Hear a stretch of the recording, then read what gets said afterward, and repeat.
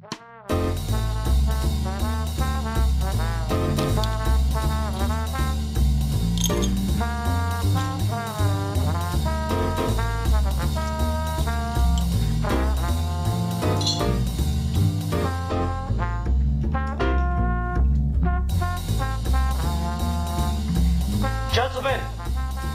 the time has come once again to discuss things.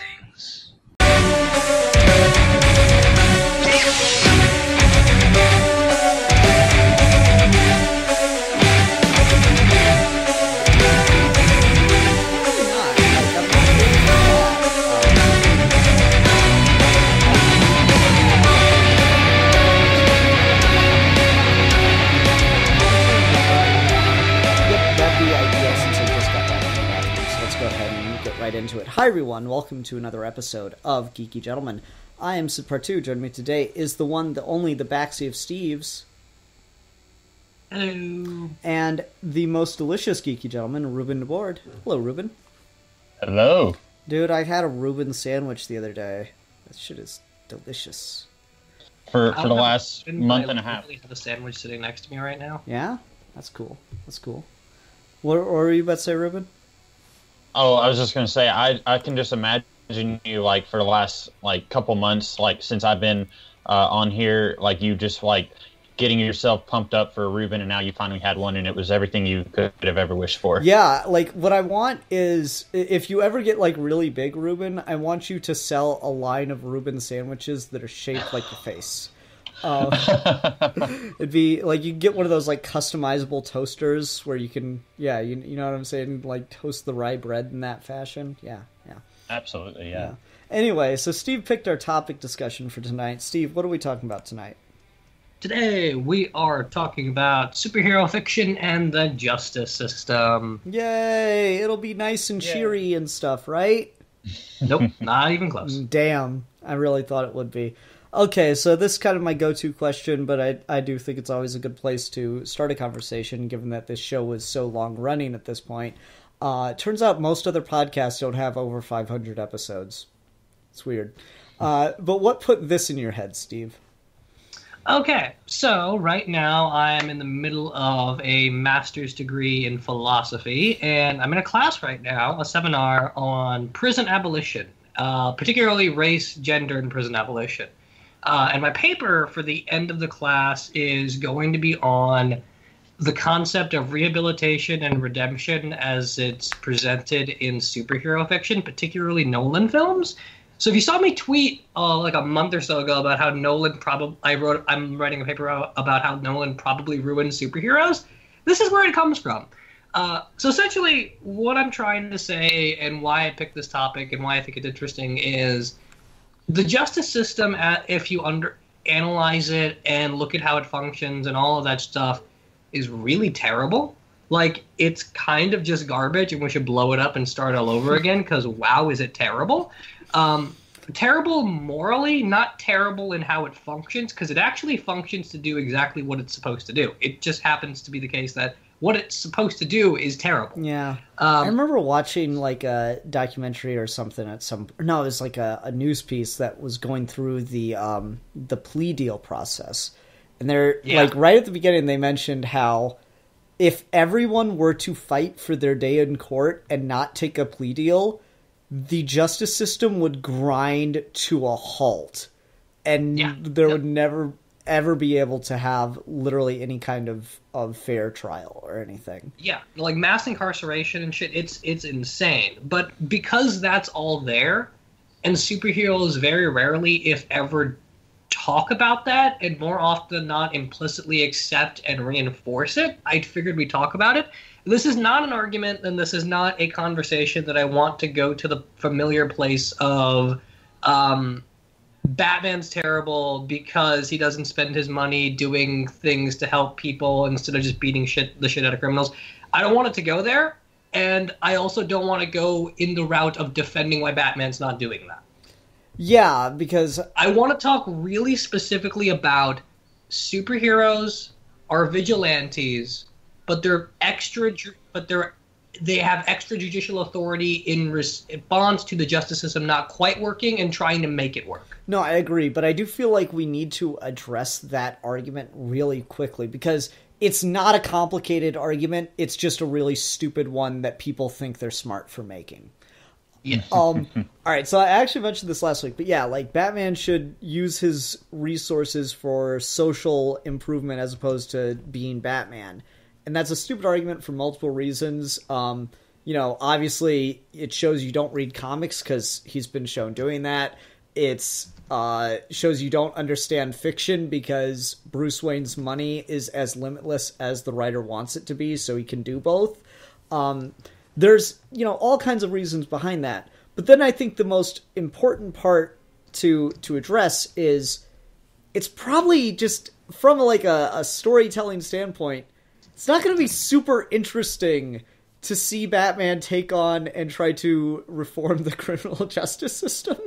I think it would be fascinating, but still. Yeah, you would. And could you honestly tell me you could see 70 years of stories just around that?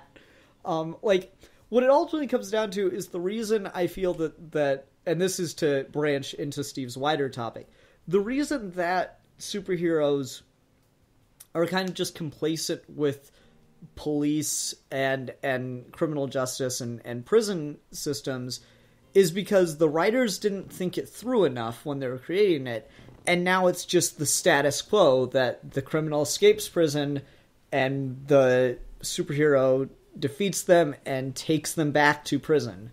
And we just are meant to assume that is how it is supposed to be, that is justice being served, because the implication isn't on the particular methods in which the system operates. It's just a convenient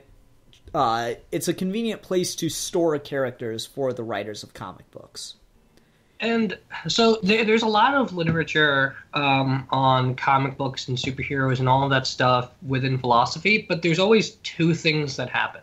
One is you get someone that knows a lot about comic books and doesn't know jack shit about philosophy, so they Wikipedia things and they have no idea what they're talking about. Mm-hmm. And then that would be what's the name of that guy that does all of those analyses videos on YouTube?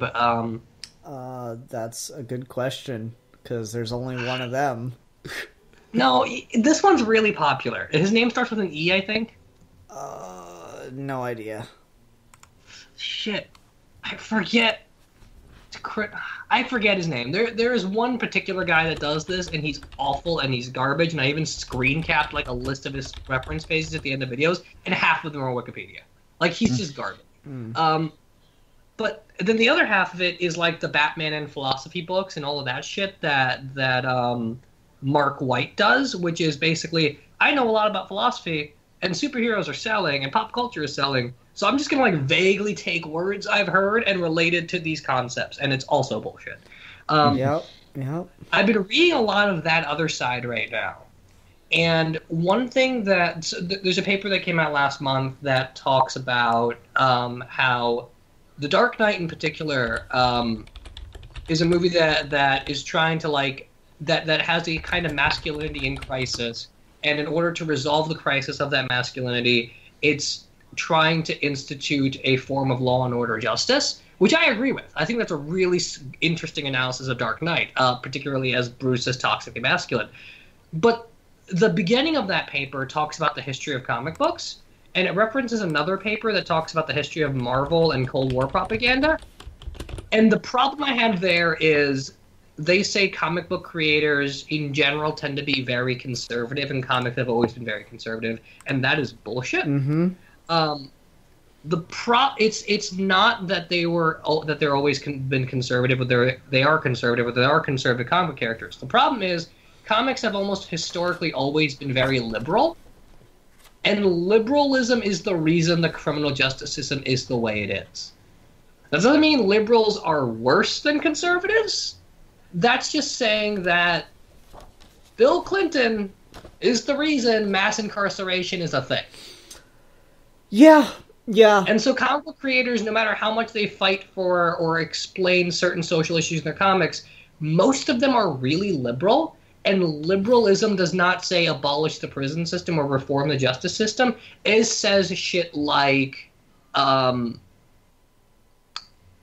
treat both gendered populations in prison equally, which means if a woman tries to escape, try to shoot her also. Mm-hmm.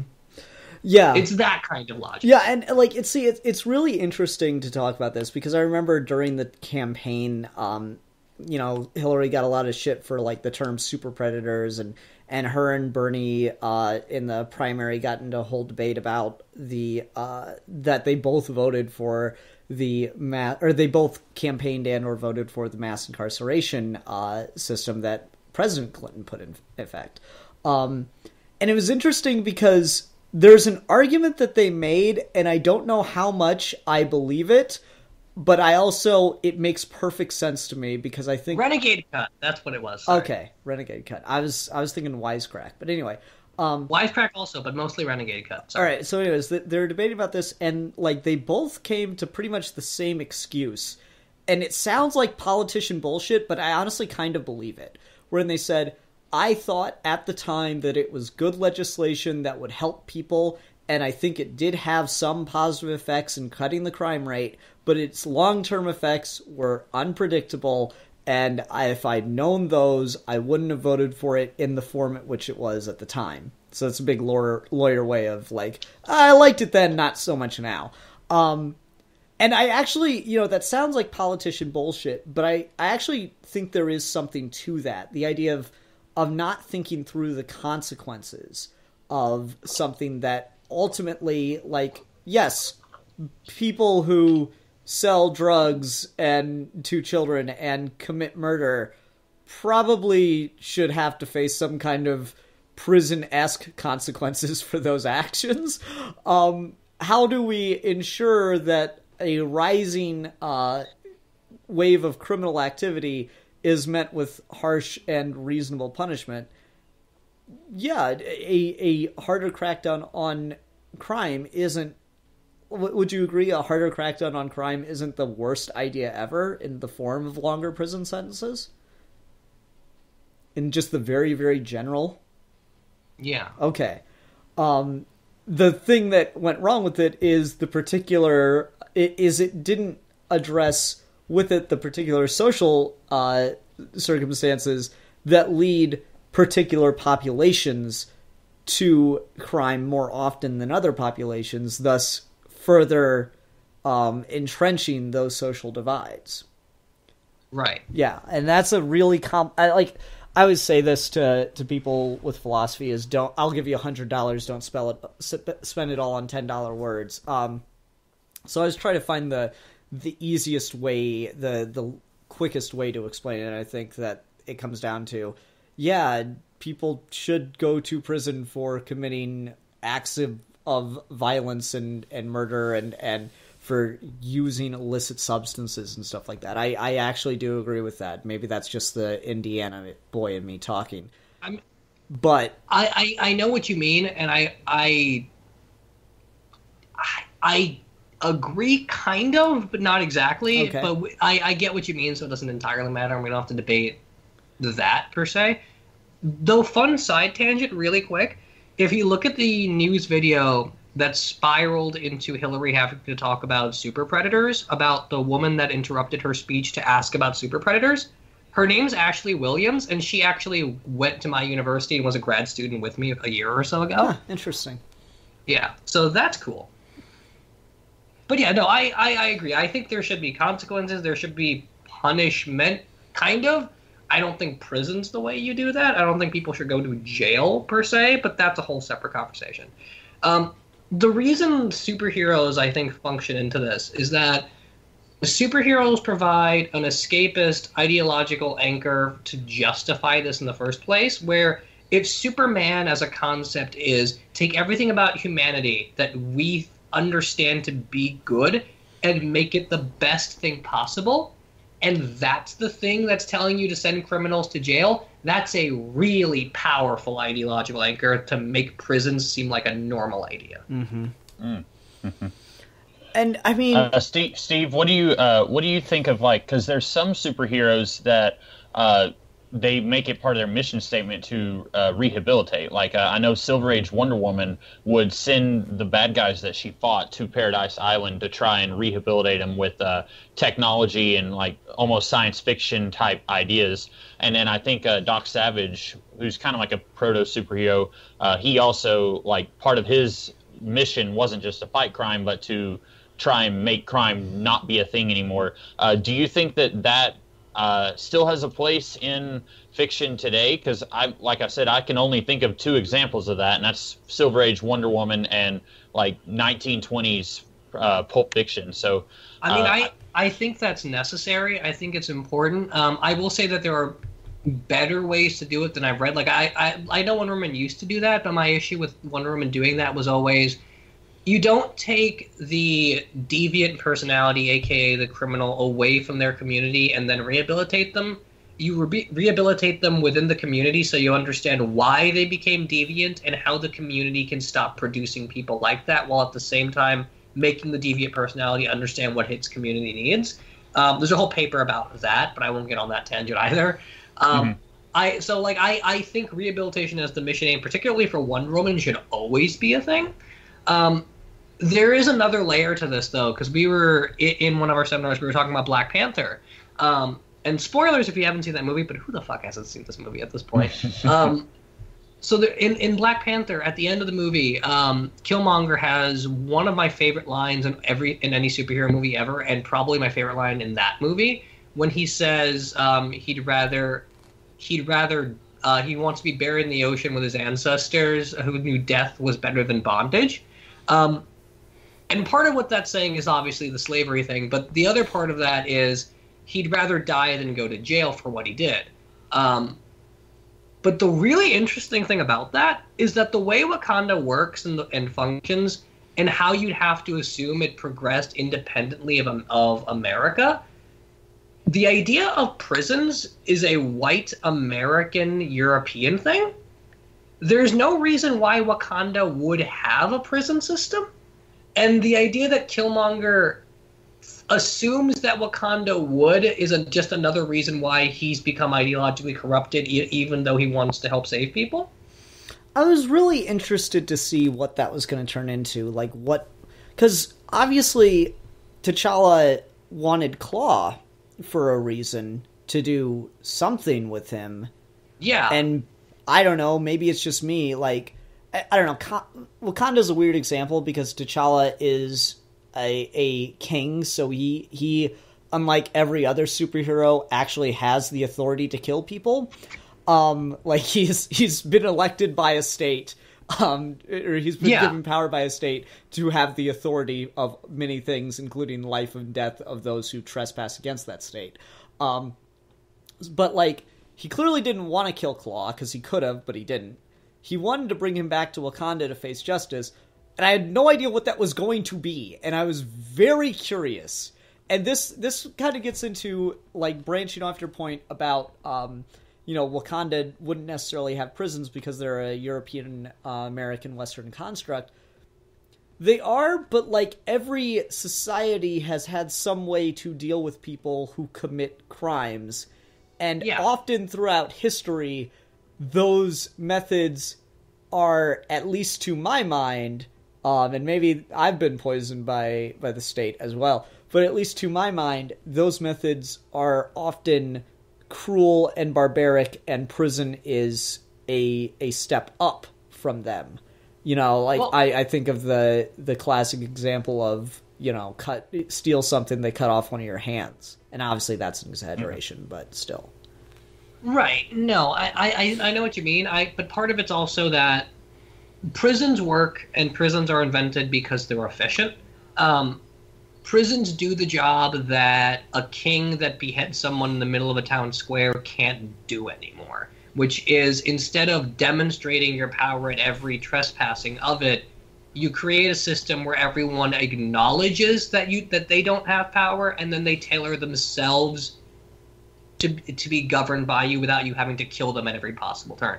So every society has a form of punishment, but the punishment is usually very related to the community-based action that they trespassed. So if you steal something and they cut off your arm, that's a really direct and understandable correlation between what you did, why you got punished, and what that's going to look like, which is fundamentally different than how in the 18th century and the rise of prisons functioned, which was way more like economic and symbolic. Mm-hmm.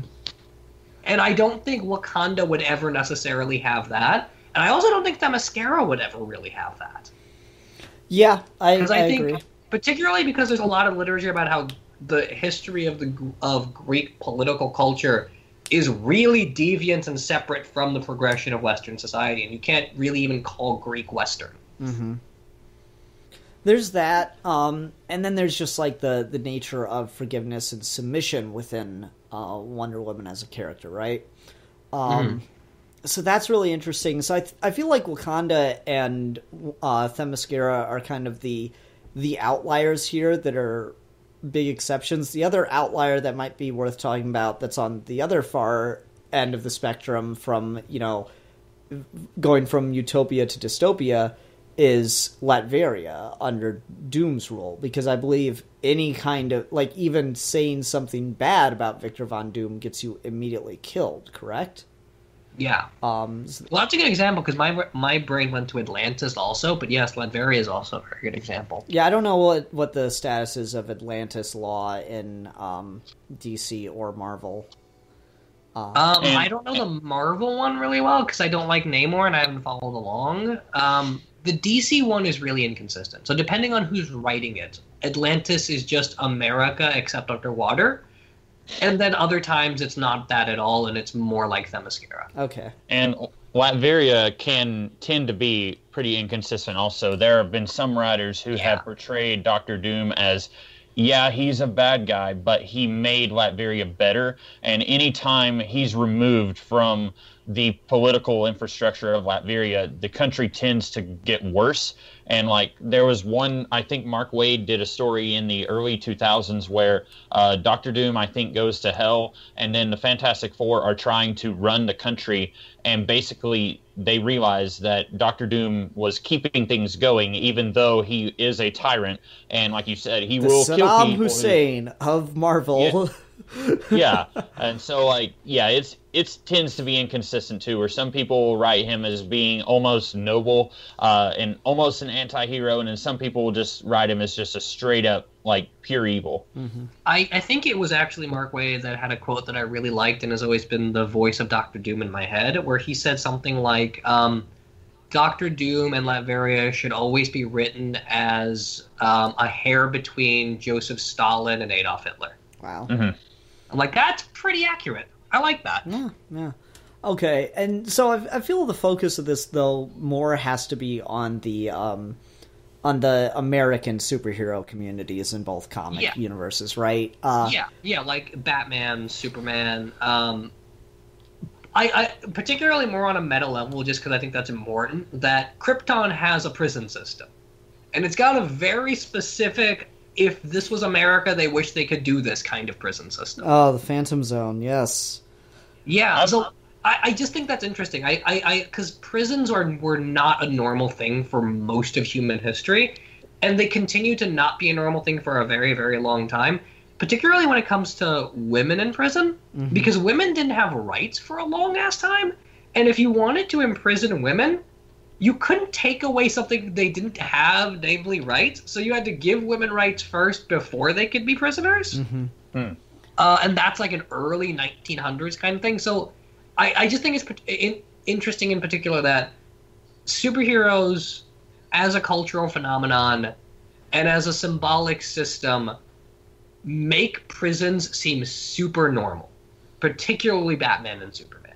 Like, the mythologizing of Arkham Asylum and Superman as truth, justice, and the American way are two really powerful ideologies that make it seem like, no, of course, everyone should have prisons. Why would you not have a prison? Well, see, I would actually disagree with that, because I think everything that has been written on Arkham Asylum is probably some of the most complex and intriguing deconstructions of how screwy and how fucked imprisoning people can get.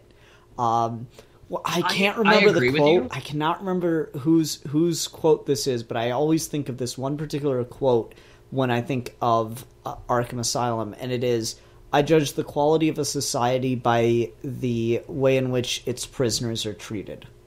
And so when you look at Arkham Asylum and it's like this just awful place, like Arkham Asylum is straight out of a nightmare, and it is meant to be.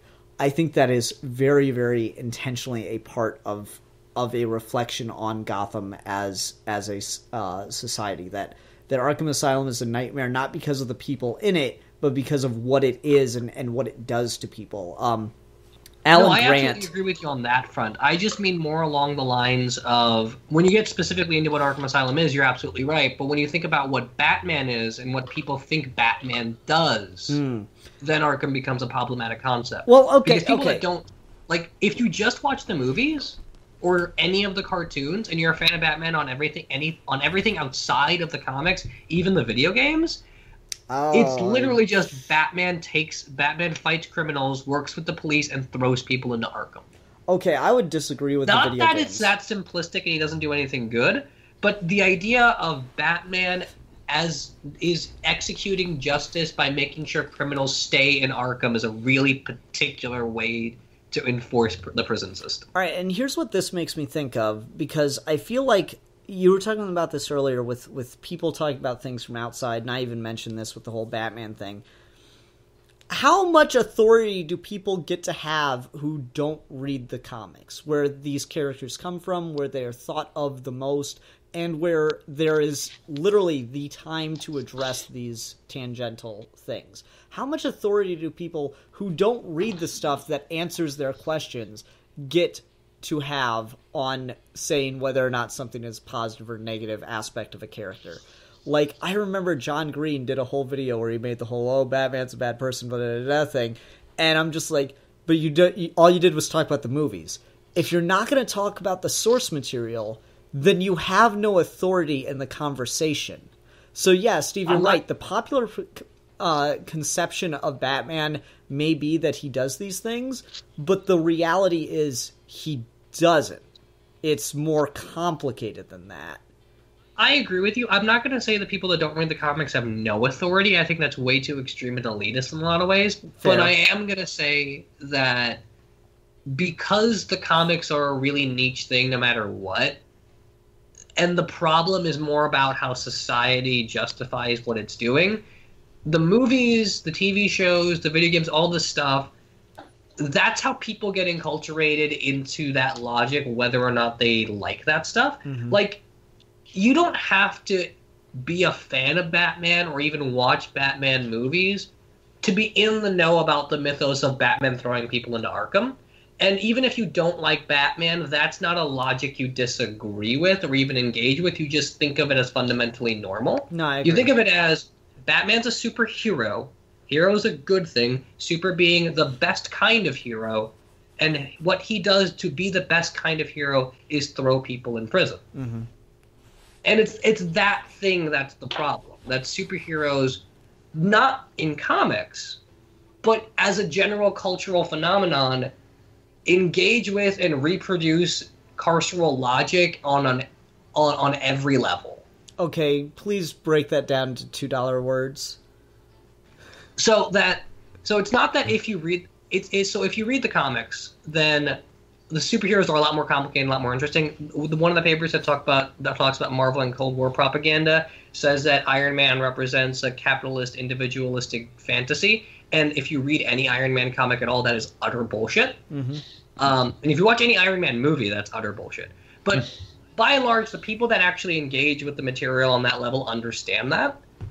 The issue, however, though, is because we live in a society now more than ever that really, really resonates with and does a lot with superheroes, and they're kind of everywhere, people don't have to engage with superheroes to be aware of what they're doing, so that you can walk up to someone on the street and say the words Infinity War and they know what you're talking about. They don't have to give a shit about it, but they know what you're talking about. Mm-hmm. Mm-hmm. So when you walk up to someone in the street and you say Batman, it doesn't matter whether they care about Batman. It doesn't matter whether they like or agree with Batman. It doesn't matter whether they engage with Batman.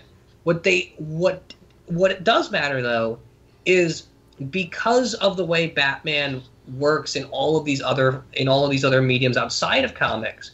What they do understand on a fundamental level is superheroes, the good guys, are people that take criminals and throw them in jail. Okay. Yeah, and that's and constantly awarding that in non-complex ways outside of the comics is part of why the prison system seems like a completely normal, legitimate thing.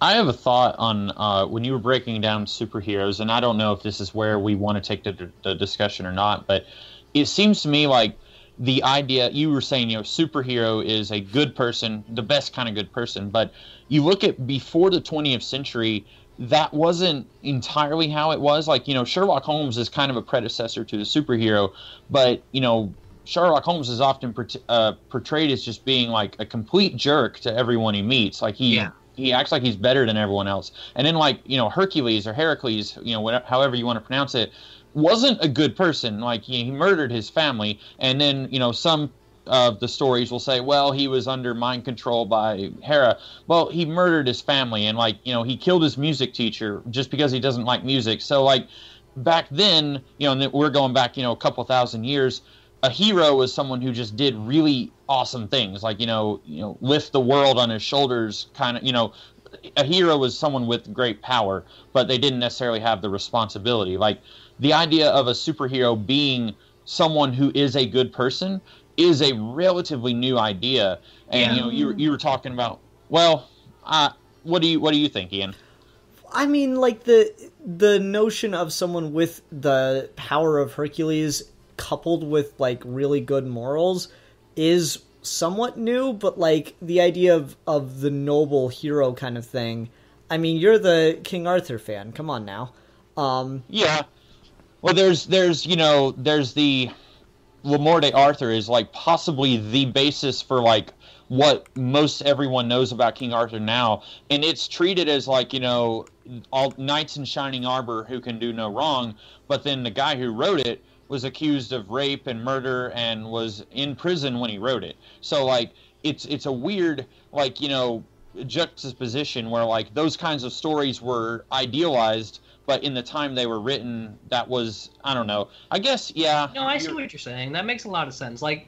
In the context of their creation, the idea of a hero being the best kind of person wasn't quite there. It just became more along the lines of power fantasies. Mm-hmm. But then more in contemporary culture, we kind of lionize those concepts as being virtuous and important.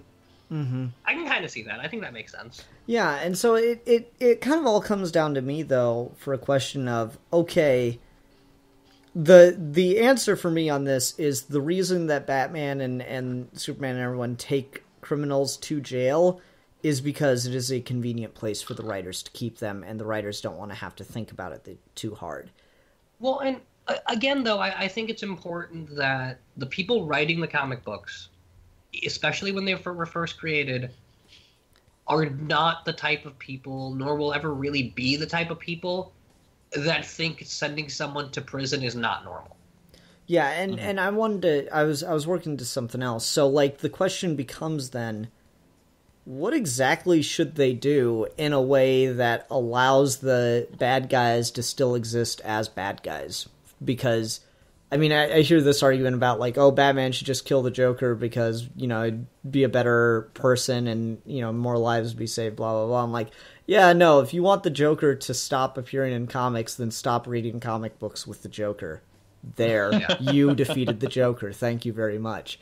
That'd be a very Grant Morrison solution to this. I know, right? So, it's so hard to talk about this in the world. It's so crazy. Dude, I can sit here and I can have an hour-long debate over who would win in a fight, Batman or Superman. But the second you start throwing in real-world things, you have to stop talking about it in universe, and you have to get to the meta level of, why is this decision actually happening?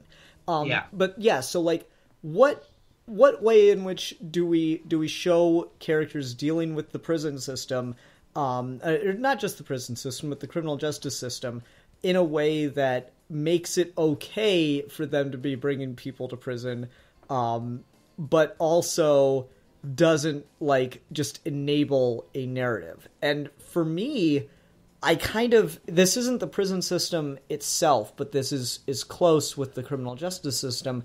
I think of Jim Gordon. I think of Batman Year One.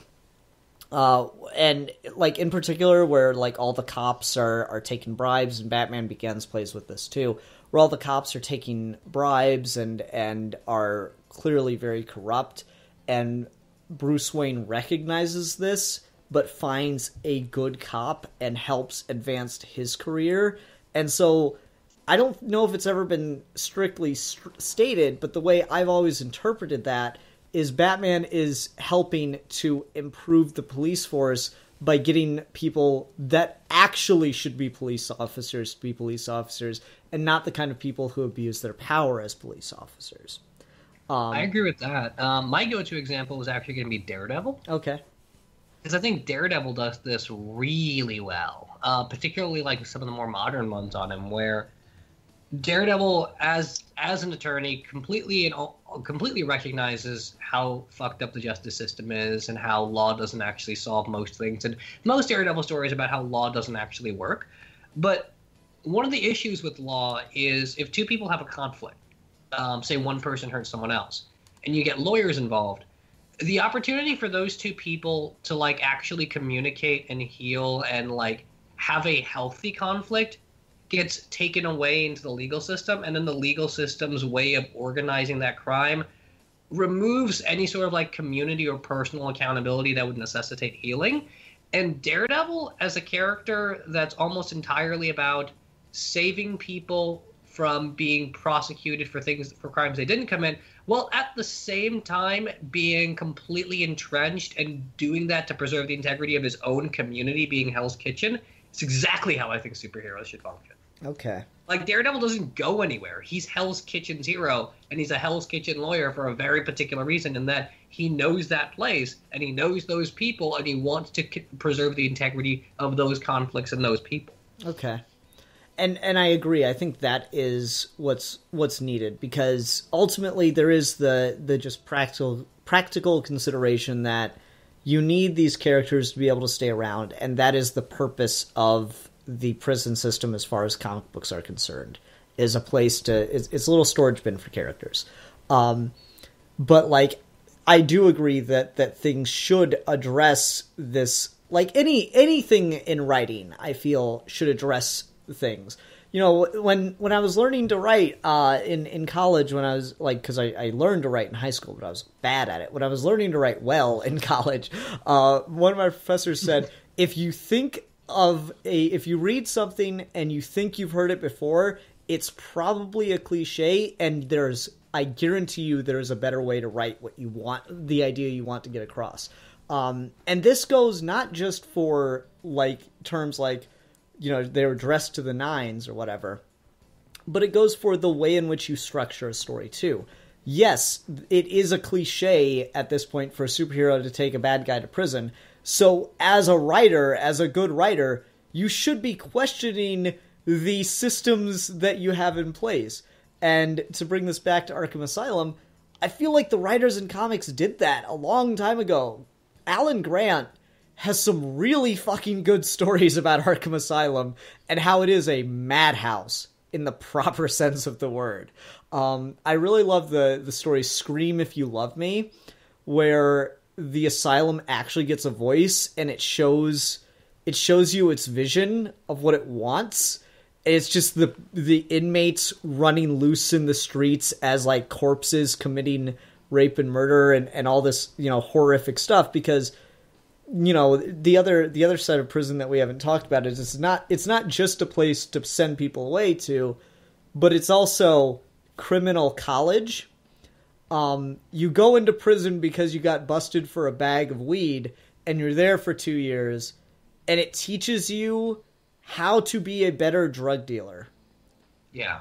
And that is an inherent problem. And I feel like that is Alan Grant may not have been completely aware with that's what he was saying, but I feel like that is a very good connection to what he is saying, is prison only delays the problem. It only prolongs it and kicks the can down the road.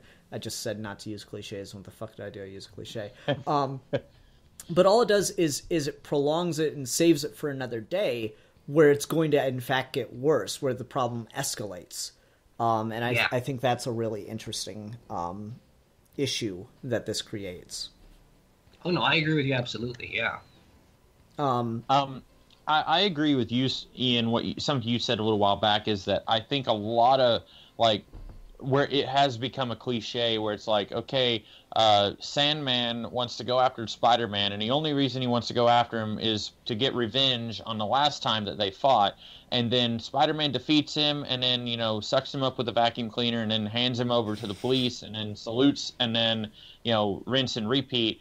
And the only reason that they do that is so that we don't have 24 Spider-Man villains who got away from Spider-Man, and they're like, okay, I'll get you next time, Spider-Man. And they're somewhere in the city, like, planning their next thing. Like, you know, they're looking at that, and they're thinking, realistically, if they're not in prison, then they should be out here wrecking havoc all over the city. So that, I think, like you were saying, is the big reason why you have superheroes working in conjunction with the law and order, is so that, you know, there's a reason why Sandman isn't out there destroying New York City. He's in prison, and then we don't have to come up with a reason why he's not destroying the city or whatever. And then, I don't know, I feel like I was going somewhere with that, and I kind of just... No, I mean, it's that, and it's also so you don't have to keep killing your villains.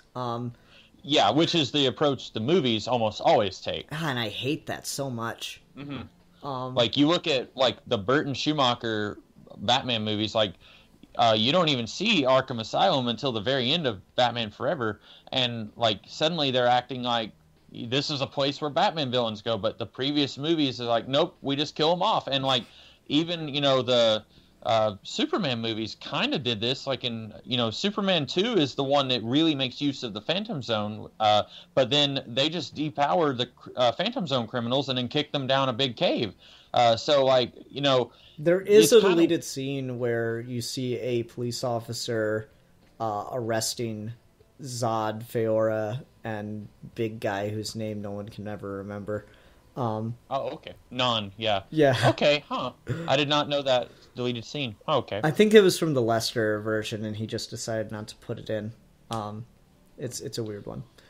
Which means there's, like, some kind of pipeline in the Fortress of Solitude that brings people to the police, I guess? I don't know. It was weird. A really big cushion at the bottom of that cave. I guess, for anyone that they kick down the hole. Yeah, no, but no, you're right, though. Like, just killing the villains... God, I hate that so much. I hate when superhero movies kill the villains. Like... Black Panther is the first time I've been okay with it in a really long time because of Killmonger's last line. But man, like, I really wanted him to survive. I really wish all the villains in Marvel would survive. It really sucks that we're building the Marvel Cinematic Universe, and yet we don't really have the groundwork to do a proper villain team-up movie. That's disappointing. No. And, you know, speaking of the Phantom Zone, I feel like that one is weird because maybe I'm getting too much into the comic book side of things, but, like, I've never thought the Phantom Zone made any sense. Like, if you do something horrific, like, you know, blow up the moon or whatever, like there was one of the guys in the Phantom Zone who, like, blew up a moon or something, and then they put him in the Phantom Zone. So you do something horrible, so we're going to put you in this other dimension where you will not age. And so you could come back not a second older and do the exact same thing. Like, and they used to play it as like a really horrific like hole in space time where like your mind is getting messed up when you go in there. But I've always thought it was invented in the 50s and 60s more as we want to bring in some Kryptonians who have the same powers, but since we destroyed the planet back when Superman was a baby, none of them would be alive now, so let's invent this reason why we have some who are this age. But I've never thought that as a system of punishment that it made a whole lot of sense. Mm-hmm. Yeah, I don't know the Phantom Zone, it doesn't. Like, Krypton is somehow not okay with the death sentence, but is fine to just banish you for all time, where you will never age or die, but you'll always be miserable. So I guess, like, Krypton would have been really cool with, like, Australia. Uh-huh. And the British and their whole thing. It's the oddest solution, and really it is. Again, it's hard to talk about this stuff without just going to the actual reason, which is to say because the writers wanted to have a Superman-powered character. Yeah, I mean, that's ultimately the thing that I keep coming back to by the end of this, is just that comics are designed partly to sell, and the mythology is all there implicitly because it has to sell. Batman and the Joker have a relationship where neither one of them will end each other because they financially can't, which is fine, kind of. It's not ideal, but I'm not going to complain about it.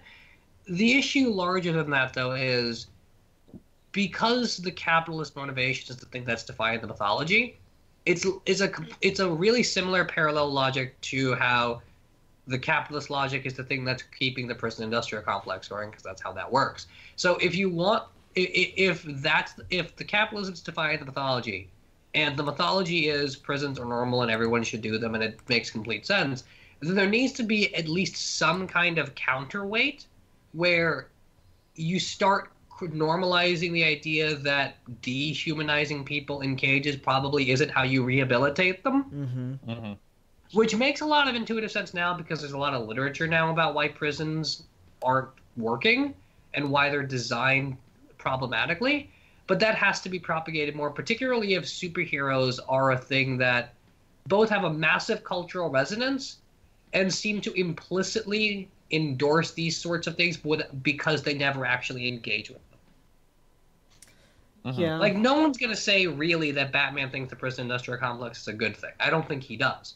The issue is there's never been a story where Batman outright says the prison industrial complex shouldn't be a thing.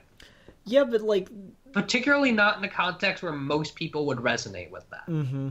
And what's really interesting is we've seen Bruce in stuff try to deal with this. Like, I mean, probably the most famous Batman Joker story is The Killing Joke, and what is one of the last things that Bruce says to him before, ambiguous ending?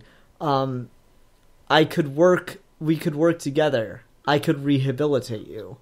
Like, there's a lot of stuff that Batman has actually been trying to help people. There's a lot of stuff like that with Two-Face, right? Mm-hmm. Yeah, in Arkham Asylum, where he's weaning him off the coin. Mm-hmm. Yeah.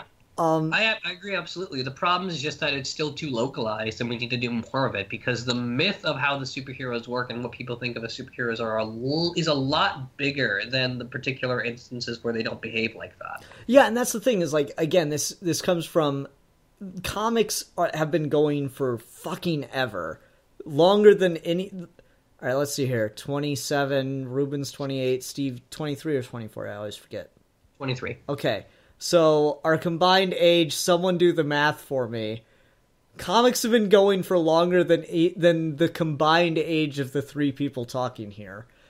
And that's ridiculous. So, like, comics are the only medium with the time to address this kind of stuff, because what's the longest running superhero television series?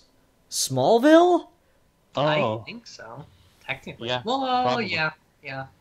Maybe the DCAU, if you count it all as one thing. So I don't know if that would... if you counted all that as one show, then it would count. But I'd say Smallville. Yeah. In terms of hours, Smallville probably, since it's Yeah, that would be my thing. Like that's that universe technically, but like 22 minutes compared to Smallville's hour long for 10 years. Mm-hmm. Mm-hmm. Yeah. So like Smallville is the longest running superhero television series, and to be fair, I didn't watch it, but I will not be surprised if they never felt the need to get around to this particular issue. Comics are the one place where this really has the time for it, unless you're going to make a superhero movie that is going to directly confront this issue. And here's the kicker, though. Even if you do that, and even if that movie is really, really good, guess what? It's still the fucking outlier. Yep, that's the problem. Like, no matter, like, you have to have, like, a universal change that, frankly, yeah, sure, that'd be nice, but I don't need that to happen. I'm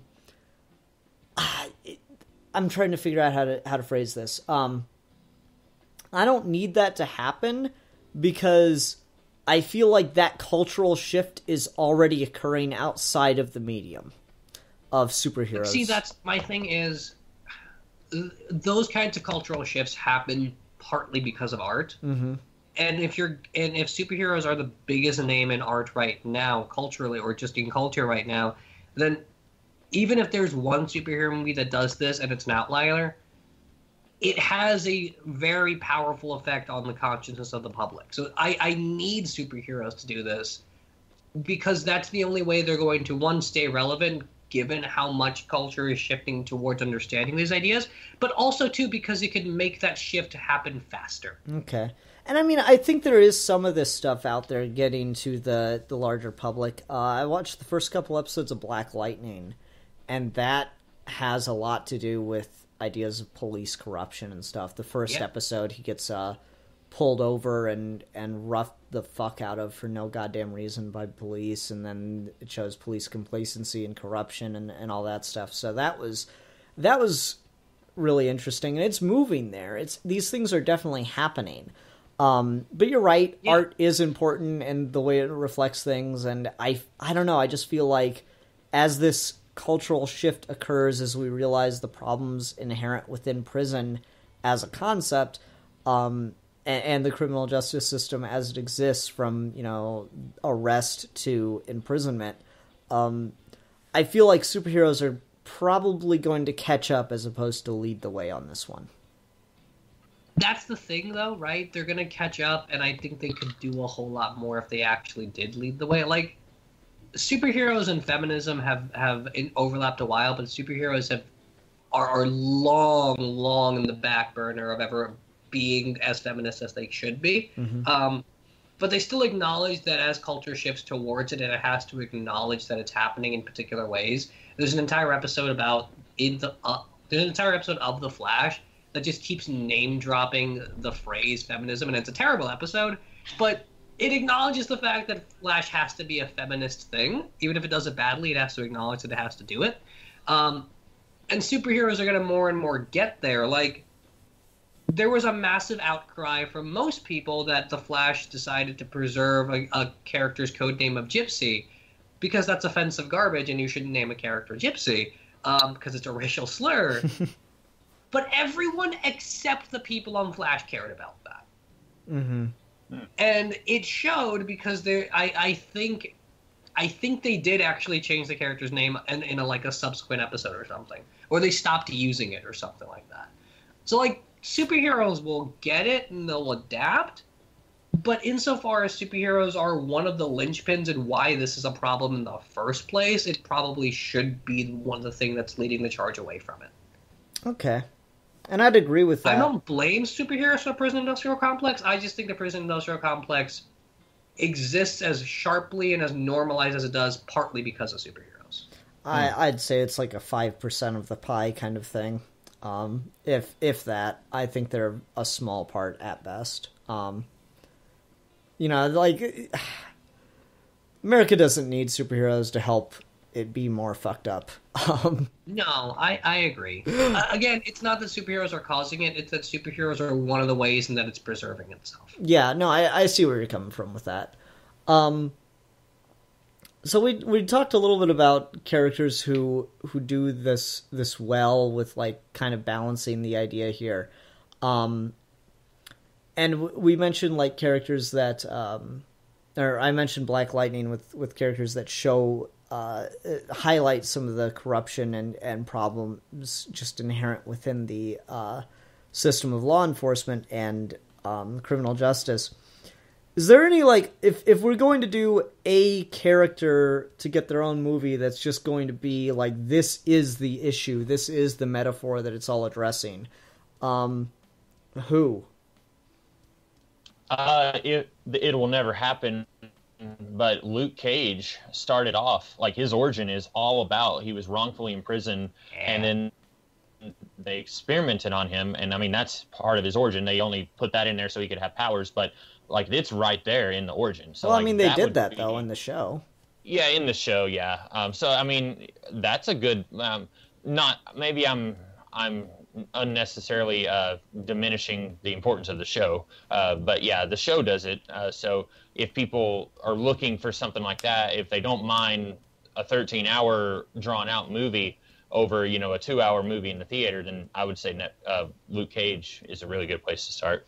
I think I that's think good. Luke Cage is a great place to start. I think Daredevil could do this even more explicitly if we gave him the means. Mm-hmm. Particularly because prisons operate on what Foucault called confessional technology, and a confessional in a very particular Catholic sense. And there is a marriage between Judeo-Christianity and Catholicism when it comes to prison logic. So Daredevil, being both a lawyer and Catholic, would do a lot to talk about this, and I think Daredevil could be a really good spearhead for this. The problem is that he's a white dude. Mm-hmm. And so Luke Cage would make a whole lot more sense. She-Hulk would make a whole lot of sense, even though I don't think She-Hulk's comics ever touch this the way they're supposed to. You know, the common thread that I think is a problem, and I do think that this other side of it could and probably should be addressed, is Luke Cage is wrongfully convicted, and certainly that happens. This is going to sound crazy because I guarantee you will never happen, Ruben.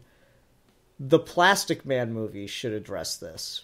Because he's also a criminal, yeah. Yeah, it's funny, I have this this old record that came out in, I think, the 70s, and it's just a bunch of, short songs about different superheroes. And I was just listening to one of those today. I was listening to the Metamorpho one. It's really good. Yeah, no, it's not. It's stupid. But anyway, they had one of Plastic Man, and they go through his origins. He was a criminal, but then in prison he got superpowers, and he reformed, and he reformed, and he reformed again. And I'm like, oh my god, it's the best thing ever. Anyway, no, but Plastic Man is an actual criminal who actually committed crimes. And then dealt with the criminal justice system, and the criminal justice system as it exists in the DC universe. Let me put it that way. Put that big ass caveat on it, and came out and decided to be a better person because of it. And I think that there is some interesting stuff to do there. I don't know if you have Plastic Man, O'Brien. Get busted by a vigilante, and he goes to prison and all this stuff, and he fully admits he fucked up. He knew that what he did was wrong, and then he gets superpowers somewhere along the way, maybe after getting out, and decides to become a vigilante himself, but he actually decides to focus himself less on the catching bad guys and turning them over to the police, and trying to find a way to catch them and, certainly serve them some form of justice, but not turn them over to the police because he thinks that the prison industrial complex is too harsh on people, and what it does is just excessive. I think the new Miss she's not new anymore, it's been 5 years, but Camilla Khan's Miss Marvel could do a lot of this too, partly because you could talk about stuff like the school to prison pipeline. Oddly enough, both stretchy characters. What's up with this? Yeah. Another one that came to my mind, if they do decide to integrate the X-Men into the Marvel Cinematic Universe, they never did touch on Genosha in the movies, and that was a very thriving economic utopia that was built on mutant slavery in the comics. And so, with mutants being a metaphor for minorities, racial minorities or, homosexuals and that sort of thing, just any minority, basically. Grant Morrison really tried to play up the youth versus age argument and, ongoing argument. You could really do a lot with that, but I don't think they would do that in an MCU movie. Mm-hmm. I think fair. The MCU's just got a lot of very particular politics now that it's gone in so far, and we've already done Civil War, that I don't know if that would be the space for it, but I'm totally down for it. Not that the MCU's politics are bad, necessarily. Honestly, as problematic as superhero politics can be, I think the MCU is one of the least problematic. Yeah. It's because they don't touch it that consistent. often. Yeah, but they also just don't get into it that often. When they do, it's Captain America. Yeah. No, when they do get into it, it's Captain America, and at the very least, what they end up saying is that everything's terrible, and I can't disagree with that. I don't dislike Nolan exactly. I don't dislike The Dark Knight. I think The Dark Knight's a really good movie. But, like, Dark Knight Trilogy is really politically fucked up. In a way that's most other superhero movies implicitly are. But, like, the Dark Knight Trilogy is, like, really politically fucked up in a lot of ways. And that kind of conversation doesn't happen in the space of the MCU, and partly because it doesn't, the MCU is not as problematic. Mm-hmm. Yeah, I think that's fair. Also, it's interesting that the Nolan movies, they start off with Arkham Asylum being not necessarily crucial in Batman Begins, but it's a big plot point, and then it's nowhere to be seen in the other movies. Almost like they shied away from trying to do a discussion on that in those later movies. I was always upset that they blow it up and then they say it's rebuilt and they never show us the rebuilt Arkham. Mm-hmm. Mm-hmm. I just kind of wanted to see what it looked like from the outside. Yeah, yeah. I don't know. Watch the Joker blogs. It's the best version of it in the Nolan continuity anyway. The only other big thing I want to talk about, if you guys are cool with it, is I just want to quickly mention that the other big mythological problem with superhero fiction when it comes to stuff like the prison industrial complex and the justice system is that it's extremely ableist and it criminalizes mental illness almost in every instance. Mm-hmm. Yeah, like I don't think there's any justifying that. Like I don't think, like, the Joker's a really cool and important character, but like fuck if Joker's not the poster boy for criminalizing mental illness. No, I agree, and I think what it comes down to is, again, it's the easy out for the writer. And now we just kind of have to deal with it because the character caught on and people started saying really interesting things with him, aside from, oh, he's crazy, so he kills people. You're not wrong about that, but it's just the way that things are now, and I don't know how you can really change it. Like, someone who likes the Joker the most out of anything, I don't like the idea of taking that he's insane away from him unless we do what Grant Morrison did in Arkham Asylum and say, no, he's actually super sane. The super sane thing is good, but the other thing is Suicide Squad, because I think Suicide Squad is one of the best comic book depictions of mental illness because everyone on that team is mentally fucked up, and that's the point. Well, I mean, there's also the fact that, Batman is mentally ill. Like, we've been doing this for years where we're saying that he's just as crazy as his villains. He's just channeling it more positively than they are. Right. And I think that's a really fair thing to say for Batman. I think that's fair. I think, again, though, it's just the larger way of comics comics paralleling how we talk about these things in problematic ways, where, like, it's a problem that Batman has a mental illness because it makes him as crazy as his criminals. Like, just the phrasing of that sentence. And see, I don't see it as a problem. Stigma against mental health. Yeah, and see, I don't even see it as a problem. Like, I see that Batman is someone whose mental development was fundamentally affected by a traumatic event, which is exactly what happens to people as they develop mental illnesses. Their mental development gets fundamentally affected by traumatic events, by and large. There's, of course, exceptions, biological ones. And it affects the way in which they live their life.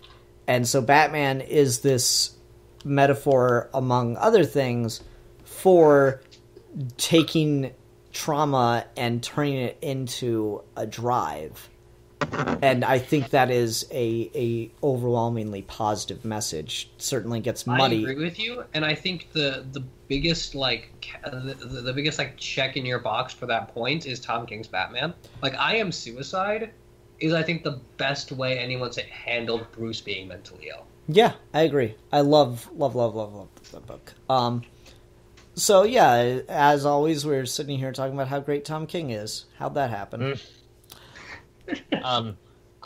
Getting back to you saying that the Arkham Asylum, criminal, or what was your phrasing of it, makes it seem like being mentally ill is a problem.